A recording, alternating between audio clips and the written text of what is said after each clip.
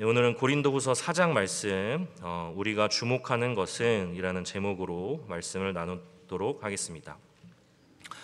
우리가 주목하는 것은 주목하는 것, 보는 것을 말하죠. 우리가 보는 것은에 대해서 바울이 오늘 이렇게 고린도후서 말씀을 통해서 증거하고 있는데, 우리가 무엇을 보느냐, 우리의 시선이 어디를 향해 있냐, 이것이 굉장히 중요합니다. 아이들의 이제 제가 중등부를 맡고 있는데 어린 아이들의 꿈이 이제 순위가 시대를 거쳐서 바뀌잖아요. 예전에 90년대, 2000년도에는 과학자, 대통령, 소방관 이런 직업들이 꿈이었고, 지금은 유튜버, 크리에이터 이런 사람들을 또 이렇게 꿈꾸는 아이들이 이렇게 많습니다. 왜 그러냐? 계속 유튜브를 보는 거죠. 무엇을 보느냐가 굉장히 중요합니다. 우리의 삶을 이렇게 꿈꾸게 하고 또 우리 삶을 그렇게 이끌어가는 게 우리가 무엇을 보느냐에 따라서 이렇게 향방이 갈라질 때가 있습니다. 우리의 시선이 어디에 있느냐가 우리의 인생도 이렇게 좌우하기도 하고 심지어 우리의 믿음도 결정합니다. 고린도후서를 기록하는 동안에 바울이 고린도 교회를 향해서 기록한 편지인데, 바울이 고린도후서를 기록할 때에 많은 어려움들이 정말 있었습니다. 그의 육체에도 괴로움이 있었고 마음에도 괴로움이 있었고, 또 교회들에 대해서 들려오는 소식이 바울을 정말 근심하게 하고 괴롭게 하는 일들이 계속해서 들려왔습니다. 낙심될 만한 상황이 바울에게 정말 많이 있었는데, 그런데 오늘 본문에서 바울은 내가 바라보는 것, 내가 주목하는 것으로 인해서 내가 낙심하지 않을 수 있다라는 것을 고백합니다. 오늘 말씀을 저희가 나누면서 우리도 무엇을 보아야 할지, 또 우리가 무엇을 그렇게 주목해야 할지를 나누고 바울과 같이 범사에 흔들리지 않는 담대한 믿음, 사명 생활할 수 있기를 바랍니다. 먼저 7절 말씀 함께 봉독하시겠습니다. 시작. 우리가 이 보배를 질그릇에 가졌으니 이는 심히 큰 능력은 하나님께 있고 우리에게 있지 아니함을 알게 하려 함이라. 아멘. 우리가 보배를 질그릇에 가졌으니, 보배로운 것들, 보화, 보석들을 의미하죠. 이런 존귀한 것들, 보배, 보화, 보석들은 보통 보석함에 이렇게 보관하죠. 아름다운 것은 아름다운 것에 보관합니다. 그런데 이 보배를 질그릇에 가졌다, 이렇게 일반적인 모습은 아닙니다. 지금도 그렇지만 당시에도 금그릇이 있고 은그릇이 있고 철로 만든 그릇, 나무 그릇, 여러 가지 그릇들이 있었습니다. 그에 비해서 여기 질그릇은 진흙으로 이겨서 만든 흔한 그릇, 값싼 그릇이었습니다. 그리고 흙으로 만들었기 때문에 연약하고 깨지기가 쉬운 그런 그릇이었고, 흔해서 값쌌기 때문에 흔했고, 흔해서 어디에서나 볼 수 있는 그런 가치 없는 그릇이었습니다. 보통 이 값어치가 귀한 물건은 귀한 것에 보관합니다. 앞서 말한 것처럼 보석은 보석함에 보관하죠. 특히 보석이나 보화 같은 것들은 깨지고 상하기가 쉽기 때문에 그것이 상하지 않도록 튼튼하고, 또 이것을 보았을 때 여기에 정말 귀한 것이 보관되어 있구나를 보여줄 수 있도록 이렇게 귀한 아름다운 보석함에 이렇게 보관합니다. 하다못해 저희가 쓰는 핸드폰이 값비싸잖아요, 그렇죠? 망가지면 안 되기 때문에 핸드폰도 고장나지 않도록 좋은 케이스, 튼튼한 케이스를 사서 그렇게 보관합니다. 근데 보관하는 게 비싸지면 비싸질수록 보관함도 더 비싸져 가는 게 일반적이죠. 그래야 보배를 보호하고 또 그 보배의 가치를 나타낼 수 있기 때문입니다. 그런데 7절 말씀에 보니까 우리가 이 보배를 질그릇에 가졌다라고 말씀해 주십니다. 값싸고 잘 깨지는 질그릇, 아무나 흔히 사용하는 이 그릇에 보배를 담았다. 일반적이지는 않지만 만약에 이 질그릇에 실제로 보배를 담았다라고 하면, 이 질그릇은 원래는 아무 데서나 볼 수 있고 흔하고 값싼 건데, 그런데 이 보배가 질그릇에 담겼다라면 이 질그릇의 가치가 완전히 뒤바뀝니다. 아무 곳에나 굴러다니던 질그릇인데 담고 있는 이 보배로 인하여서 깨지기 쉽기 때문에 이렇게 주의하여서 이 질그릇을 보호하고 사용하게 되겠죠. 아무 곳에나 놓지 않을 겁니다. 원래는 이 보관함이 보배를 보호해 줘야 되는데 질그릇에 보배가 담겨 있다면 이 보배가 이 질그릇을 보호해 주게 됩니다. 도리어 보배가 질그릇을 보호해 주고 또 질그릇의 가치를 귀하게 변화시켜 주는 거죠. 그럼 이 바울이 말하는 질그릇과 보배는 무엇을 의미할까요? 바로 예수님과 우리를 상징합니다. 예수님 그분은 보배로운 분 되시는 줄로 믿습니다. 그분은 온 만물을 창조하셨고 또 선하시고 완전하신 하나님의 영광의 본체 되시는 분이 바로 예수 그리스도 되십니다. 온 세상의 무엇도 온 세상 전부도 예수님과 비교할 때에 비교할 수가 없죠. 그만큼 예수님께서 존귀하시고 보배로우신 분 되십니다. 그리고 여기 질그릇은 우리를 상징합니다. 우리가 이 세상 가운데 금그릇은 아니어도 그래도 은이나 아니면 뭐 스텐 정도는 되지 않을까요라고 이렇게 생각할 수도 있겠는데 우리가 대단한 것 같지만 사실은 우리는 모두가 진흙을 이렇게 이겨서 만든 그릇과 같습니다. 실제로 하나님께서 저희들을 창조하실 때 아담을 창조하실 때 아담아 흙 티끌이라는 뜻인데 이렇게 흙 티끌과 같은 자들을 하나님이 손으로 이렇게 모으시고 빚으시고 거기에 생기를 불어넣으셔서 생명이 되게 하시고 살게 하셨습니다. 본문 16절 말씀을 보시면 중간 부분에 우리의 겉사람은 낡아지나 라고 말씀하십니다. 우리의 겉사람, 이 육체는 흙으로 와서 사는 동안에 낡아집니다. 점점 부패해지고 우리 육신을 통해서 이 죄의 저주, 사망의 저주가 시간이 지나면서 점점 드러나죠. 예전에는 안 그랬는데 환절기만 되면 기침이 나오고 감기가 쉽게 걸립니다. 예전에는 시력이 아주 좋았는데 시간이 지나면 시력도 점점 떨어지고 시간이 지나면 지혜도 총명도 그렇게 뛰어났는데 아둔해지고 더뎌지고 무너져 갑니다. 우리의 육체가 그렇습니다. 우리의 육체가 질그릇과 같이 점점 낡아집니다. 우리 마음도 감정도 그렇죠. 우리가 튼튼한 것 같은데 정말 가시와 같은 작은 말 하나에 마음이 아프죠. 가벼운 말 하나에 한마디 말에 상처도 받고 한마디 말에 5초 만에 던져진 말에 5개월, 5년을 그 마음에 꽁하게 이렇게 품고 살아갑니다. 쉽게 상처받고 쉽게 오해하고 슬퍼하고 좌절합니다. 우리의 몸도 마음도 모두 질그릇처럼 연약하여서 보잘것없고 쉽게 깨집니다. 그런데 그런 질그릇 안에 예수님이 함께 하시면 완전히 달라집니다. 모든 것이 완전히 뒤바뀝니다. 쉽게 깨지고 굴러다니던 우리가 존귀한 자로 변화되는 줄로 믿습니다. 아주 쉽게 깨지던 우리 안에 담긴 예수님으로 말미암아 우리가 존귀한 자가 되어지고 또 그 예수님으로 우리가 보호함도 받게 됩니다. 예수님께서 우리를 그렇게 귀하게 변화시켜 주시고 또 우리를 그렇게 귀하게 보호도 해주시는 거죠.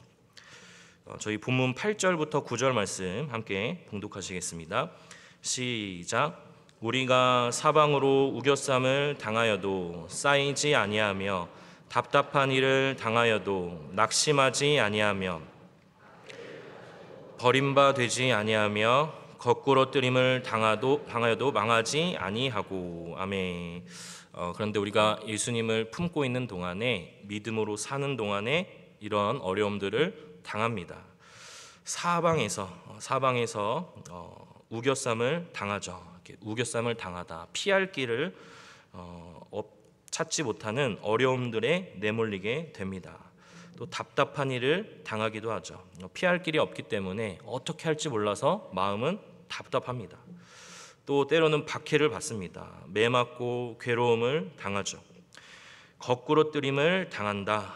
번쩍 들려져서 땅에 내던지는 것을 말하는데 그렇게 던져지는 일들을 우리가 믿음을 따라 살아가는 동안에 그런 일들이 있습니다. 사방에서 우겨 쌓이고 답답하고 그렇게 박해를 당하고 거꾸로 뜨임을 당하는 일 없지 않습니다. 믿음의 길을 따르고 또 사명의 길을 따르는 동안에 이런 일들은 반드시 있습니다. 이런 일들이 있는데 8절 9절 말씀을 보니까 우겨쌈을 당하지만 쌓이지 아니하고 또 답답한 일을 당하지만 낙심하지 아니하고 박해를 받지만 버림받지 아니하며 거꾸로 뜨림을 당하지만 망하지 아니하고. 할렐루야. 어려움이 있지만 괴로움이 있지만 예수님께서 우리를 이렇게 보호해 주시고 인도해 주십니다. 우리 믿음과 사명의 길에 사방에서 여기에서 저기에서 회사에서 가정에서 관계에서 물질에서 사방에서 우리를 그렇게 어렵게 하지만 우리 안에 계신 예수님께서 우리를 보호해 주십니다. 고난과 환난에 좌절이 되고 낙심과 포기가 찾아올 것 같은데 내 안에 계신 예수님으로 인하여서 다시 일어나게 됩니다. 눈물이 있죠. 괴로운 상황 있습니다. 그래서 우리는 포기하고 싶고 일어서고 싶지 않지만 예수님으로 다시 일어나고 또 예수님으로 고난 중에도 감사하고 찬송하고 또 우리 믿음도 고난 중에 고백할 수 있습니다. 눈물이 없지 않습니다. 믿음을 지켜가는 길에 참 눈물이 많이 납니다. 낙심되는 일도 있고 우리의 마음을 감정을 긴장하게 하고 두렵게 하는 일들 있습니다. 그런 일들이 있지만 그러나 또 지켜주시고 이겨내게 해주십니다. 다시 이렇게 일으켜 세워주셔서 사명하게 해주시고 다시 진리와 믿음을 따라 순종하게 해주십니다. 내가 강해서가 아니라 내가 단단해서가 아니라 내 안에 계신 예수님 덕분에 예수님 때문에 질그릇 같은 우리가 벌써 깨져도 깨졌어야 되는데 예수님 덕분에 깨지지 않고 보호함을 받습니다. 바울은 고난과 환난 당하는 우리의 상태를 이런 고난과 어려움들을 예수님의 죽음을 우리가 짊어진 것이다 라고 표현합니다. 10절로 11절 말씀 함께 봉독하시겠습니다. 시작. 우리가 항상 예수의 죽음을 몸에 짊어짐은 예수의 생명이 또한 우리 몸에 나타나게 하려 함이라. 우리 살아있는 자가 항상 예수를 위하여 죽음에 넘겨짐은 예수의 생명이 또한 우리 죽을 육체에 나타나게 하려 함이라. 아멘. 믿음으로 사는 것, 특별히 믿음을 따라 복음 전하는 이방 땅에서 하나님의 빛을 비추고 말로 우리의 행실로 복음을 전하는 삶을 사는 것이 어렵습니다. 예수님의 죽음을 몸에 짊어지는 것이다 라고 가르쳐 주십니다. 예수님의 죽음을 몸에 짊어진 것처럼 우겨쌈과 거꾸로 뜨림을 당하는 상황이 나타납니다. 때로는 이렇게 고난이 한 번 있으면 좋겠는데 고난이 계속되니까 이런 좀 염려가 생각이 들 때가 있죠. 내가 너무 고난을 계속 당하고 있어서 지금 나의 약함이 복음의 영광을 오해하게 하는 건 아닌가, 하나님의 영광을 가리는 게 아닌가라는 생각과 혼란들이 찾아올 때가 있습니다. 세상의 기준으로 봤을 때 예수님을 믿으면 좀 형통하고 잘 되고 복도 많이 받고 그렇게 해야 되는데 겨우겨우 사는 모습이 복음을 오해하게 하고 또 내 신앙에 대해서 이렇게 스스로 의심하게 할 때가 있죠. 세상의 말로 내가 너보다 더 잘 먹고 더 잘 사는데 내가 왜 예수님 믿어야 되냐, 너는 예수님을 그렇게 믿는다고 하면서 너의 삶이 그게 뭐냐, 너나 예수님 잘 믿어라 라고 오해를 사게 될 것 같습니다. 계속되는 어려움으로 복음의 강체가 가려지는 것 같고 마음을 근심하게 하고 죄송스럽게 하죠. 그러나 오늘 말씀이 예수님의 죽음을 짊어짐을 통해서 예수님의 생명이 나타난다라고 말씀해 주십니다. 우리의 약함을 통해서 하나님의 능력이 나타난다, 라고 말씀해 주십니다. 우리가 죽으면, 우리가 고난 중에 있으면 거기가 끝인 것 같은데, 복음의 영광이 가려지고 저주로 그렇게 오해될 것 같은데, 그게 아니라 우리의 죽는 육체를 통해서, 우리의 약함을 통해서 하나님의 능력이, 예수님의 생명이 나타납니다. 우겨쌈을 당하죠. 답답한 일, 박해, 거꾸러뜨리는 일들이 사방에서 우리를 엄습합니다. 그런데 세상 사람들이 볼 때도 그런 거예요. 저 사람은 참 고난이 많다, 어려움이 많다, 힘든 게 많다. 그런데 세상 사람들이 보니까 고난 중에 있는 성도의 표정이 괴로워하지 않는 겁니다. 낙심하지 않는 겁니다. 의로 인해서 박해받는 이것을 복으로 여기는 것입니다. 고난 중에 감사하고 찬송하는 거죠. 예수님의 보호하심 안에서 기뻐하고 또 금과 같은 믿음을 지켜갑니다. 분명히 슬퍼해야 하는데, 믿음을 포기해야 할 것 같은데 포기하지 않고 기뻐합니다. 복으로 여깁니다.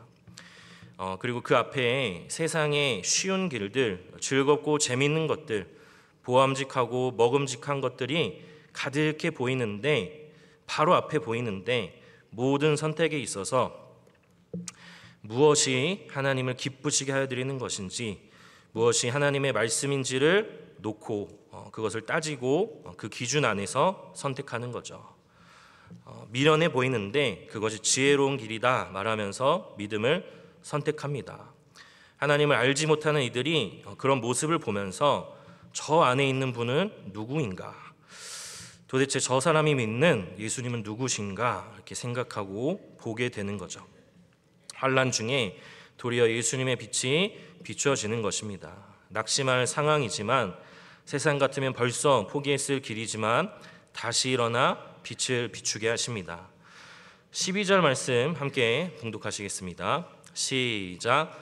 그런즉 사망은 우리 안에서 역사하고 생명은 너희 안에서 역사하느니라.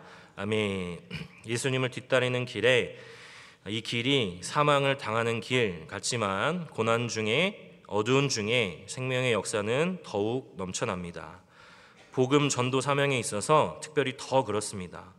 바울은 사명하는 동안에, 사도라는 직분으로 충성하는 동안에 정말 많은 고난과 박해를 받았어야 했습니다. 근데 그게 끝이 아니라, 그게 바울의 삶의 전부가 아니라, 그에게 그런 고난과 박해 뒤에 크고 놀라운 생명의 역사를 하나님께서 나타내셨습니다. 14절 말씀도 함께 읽겠습니다. 시작. 주 예수를 다시 살리신 이가 예수와 함께 우리도 다시 살리사 너희와 함께 그 앞에 서게 하실 줄을 아노라. 아멘. 사실 예수님이야말로 이 사방에서 우겨쌈을 당하신 분이시죠. 수많은 군중에게 에워싸임을 당하시고 예루살렘의 온 백성들이 예수님을 십자가에 못 박으라 부르짖었습니다. 답답한 일을 만나셨고 거꾸로뜨림을 당하사 십자가에 죽기까지 하셨습니다. 근데 예수님의 고난과 그 십자가의 죽으심이 끝 아니었죠. 하나님께서 예수님을 죽은 자 가운데서 다시 일으켜 세우셨습니다. 영광 가운데에 서게 하셨습니다. 주 예수님을 그렇게 살게 하신 하나님께서 예수님과 함께 우리도 다시 살게 하십니다. 우리로 함께 예수님과 영광 중에 서게 하시는 줄로 믿습니다. 그러므로 16절 말씀 함께 봉독하시겠습니다. 시작. 그러므로 우리가 낙심하지 아니하노니 우리의 겉사람은 낡아지나 우리의 속사람은 날로 새로워지도다. 아멘. 그러므로 우리가 낙심하지 않을 수 있었다. 바울이 많은 환난이 그를 에워쌌지만 내가 낙심하지 않을 수 있었다. 낙심하지 않을 상황이라서 평강이 있어서가 아니라 상황만 보자면 낙심할 것밖에 없었지만 박해받는 일, 거꾸로뜨림을 받는 일 한가득이었지만 그러나 낙심하지 않았습니다. 16절 하반절에 겉사람은 낡아지지만 우리의 속사람은 날로 새로워지도다. 우리는 질그릇과 같죠. 우리의 겉사람은 앞서 말했듯이 시간이 지날수록 하루하루 점점 낡아지고 병들어져 갑니다. 우리의 겉사람은 점점 낡아지지만 우리의 속사람은 다릅니다. 우리 안에 있는 속사람은 보배 대신 예수님을 담은 우리의 속사람은 날로 새로워집니다. 겉사람은 점점 썩어져 가지만 구원 얻은 우리의 속사람, 예수님을 모시는 속사람은 날로 새로워질 수 있습니다.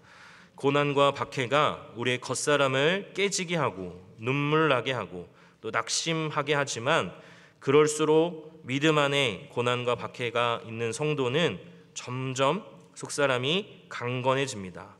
장성해져 가고 영광스러워져 갑니다. 예수님을 닮아 아름답고 거룩하게 세워져 갑니다. 그렇기 때문에 우리가 겉사람만 보자면 우리가 낙심이 되지만 고난 중에 우리 안에 인내가 세워져 가고 그렇게 강건해지는 우리의 속사람을 생각하면 낙심하지 않을 수 있는 것입니다.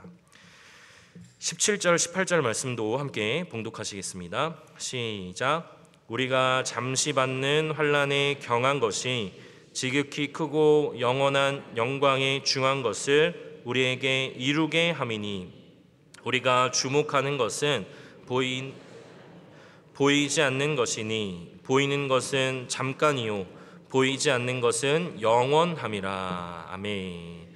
고난과 환난이 있습니다. 우리를 짓누르고 그것이 크게 여겨집니다. 고난이 다가왔을 때 이곳이 막다른 길인가, 이것이 우리의 끝인가 라는 생각이 들 때가 있죠. 그런데 이 본문에 바울이 말하기를 우리가 지금 받는 환난 경한 것이다, 잠시 받는 것이다, 가벼운 것, 작은 것이라고 말하고 있습니다. 바울이 고난과 박해를 제대로 안 당해봐서 그런가요? 그렇지 않죠. 바울은 여기 있는 누구보다도 믿음으로 인한 박해와 고난을 잘 아는 사람이었습니다.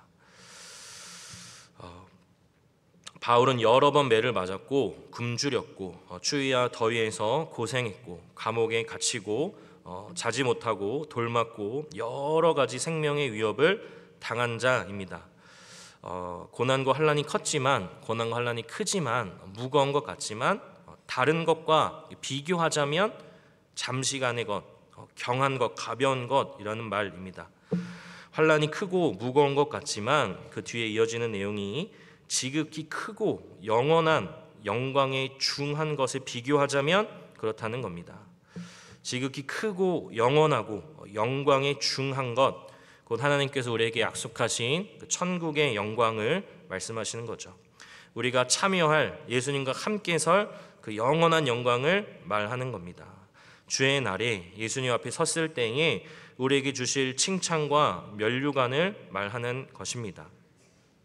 우리가 주의 날에 받을 영원한 영광과 칭찬에 비하자면 지금 내가 당하는 고난과 환난이 큰 것 같지만 잠시간의 것이고 또 지나가는 것이고 또 우리가 감당할 만한 것이다라는 말씀이죠. 바울은 고난 중에 환난 중에 크고 영원한 것, 영광에 중한 것을 주목하여 바라보았습니다. 그것을 보고 지금 자기의 겉사람이 겪고 있는 고난과 비교해 보니 하나님께서 약속하신 저 천국은 지극히 크고 영원하고 영광에 중한 것이었던 거죠. 그에 비해 지금 당하고 있는 환난은 경한 것, 보이는 고난은 잠깐의 것이었던 것입니다. 고난만 볼 때는 이것이 크다, 이것이 어렵다 생각했는데 천국을 보니 짧은 것, 경한 것이었습니다. 그렇기 때문에 지금 고난과 환난이 있지만 신앙생활하는 동안에 사방에서 우겨쌈을 당하고 거꾸로뜨림을 당하는 일이 있었지만 낙심하지 않을 수 있었다라고 고백하는 거죠. 무엇을 주목하여 보는가가 우리의 믿음을 결정합니다. 구약성경에 이스라엘에게 큰 두려움을 주었던 장수 골리앗이 있었습니다. 사울의 군대가 그 큰 골리앗의 키 큰 것을 보았습니다. 그것에 시선이 고정되어 있는 동안에 두려움에 사로잡혔죠. 아무것도 하지 못하고 실패와 낙심에 묶여 있었습니다. 그런데 같은 상황에서 같은 골리앗 앞에 어린 소년 다윗이 골리앗 앞에 서죠. 문제가 있었습니다. 크고 무서운 골리앗이 눈앞에 있었습니다. 그런데 다윗의 시선은 골리앗만 바라보는 게 아니라 크신 하나님을 주목합니다. 그분을 바라보고 있었고, 그러는 동안에 골리앗 앞에서도 담대할 수가 있었습니다. 두려워하지 않고 도리어 담대하게 승리를 외칠 수가 있었죠. 하나님을 주목하는 동안에 그랬습니다. 또 예수님의 제자들 가운데에 폭풍이 이렇게 다가왔을 때, 배 중에서 무서운 폭풍에 놓여 있었을 때 바다 위에 계신 예수님을 베드로가 보았습니다. 예수님을 보는 동안에 바다를 밟고 예수님께 나아가죠. 그런데 잠시 그 시선을 다가오는 파도, 바람에 이렇게 빼앗기는 동안에 두려움이 찾아오고 물에 빠집니다. 우리가 무엇을 보느냐, 무엇을 주목하느냐, 이것이 우리의 큰 믿음과 작은 믿음, 책망받는 믿음을 좌우합니다. 바울은 우리가 주목하는 것은 보이는 것이 아니라 보이지 않는 것이다. 잠깐 있는 것이 아니라 영원한 것을 주목하여 바라본다라고 고백합니다. 그리고 말씀에 기록합니다. 지금 우리에게 보이는 것은 무엇입니까? 질그릇과 같은 자기 자신입니까? 아니면 낙심할 수밖에 없는 도무지 이길 수 없는 어려운 상황입니까? 후패하고 낡아지는 겉사람을 바라보는 동안에는 낙심할 수밖에 없습니다. 다가오는 우겨쌈과 답답한 일들, 박해와 거꾸러뜨리는 것들에 시선이 매여 있는 동안에는 괴로워할 수밖에 없습니다. 변하지 않는 상황, 바뀌지 않는 문제, 어려움들만 보는 동안에는 괴로움 뿐입니다. 그러나 바울은 보이지 않는 것을 주목하였습니다. 우리의 눈에 보이는 것은 잠깐입니다. 경한 것입니다.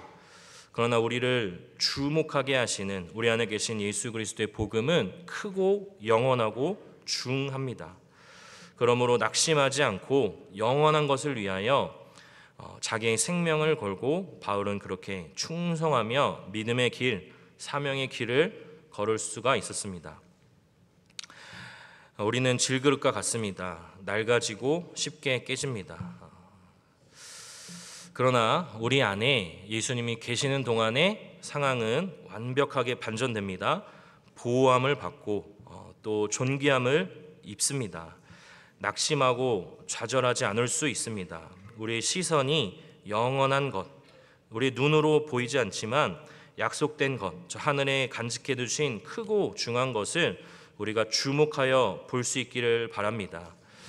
우리가 예수님을 따르는 동안에 많은 환난과 박해가 있지만 우리가 그렇게 예수님 안에 거하고 우리가 하나님의 것, 영원한 것을 주목하여 보는 동안에 우리가 언제든지 낙심할 상황은 있지만 그러나 우리가 바라보는 그 영원한 것으로 힘을 얻고 또 일어나고 우리가 항상 복음의 영광스러운 옷을 입고 그렇게 예수님과 함께 걸어가고 또 우리 안에 계신 예수님께서 우리를 보호해 주시고 또 갈 길도 그렇게 싸워가면서 승리하게 하여 주실 줄로 믿습니다. 말씀 생각하시면서 함께 통성으로 기도하시겠습니다.